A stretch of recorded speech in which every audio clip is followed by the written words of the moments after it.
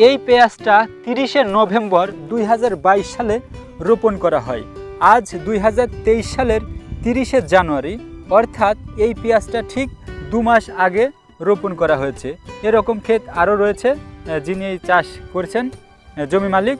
এছাড়া দেখতে পাচ্ছেন যারা আগে পরে লাগিয়েছেন তাদের পেঁয়াজের অবস্থা দেখতে পাচ্ছেন এরকম। তো এটা হচ্ছে এই মাঠের সবথেকে আগাম পেঁয়াজ এবং রাজবাড়ী জেলার মধ্যে এটা আগাম পেঁয়াজ। বাংলাদেশের শীর্ষে থাকা পেঁয়াজ উৎপাদনকারী জেলার মধ্যে রাজবাড়ী হচ্ছে 3য়তম। তো রাজবাড়ীতে প্রচুর পরিমাণে পেঁয়াজ হয়, দেখতে পাচ্ছেন যে দিগন্ত জুড়া শুধু মাঠে শুধু পেঁয়াজ আর পেঁয়াজ, অন্য চাষ একেবারে নেই বললেই চলে, কিছু কিছু পরিমাণে রয়েছে আশপাশ দিয়ে।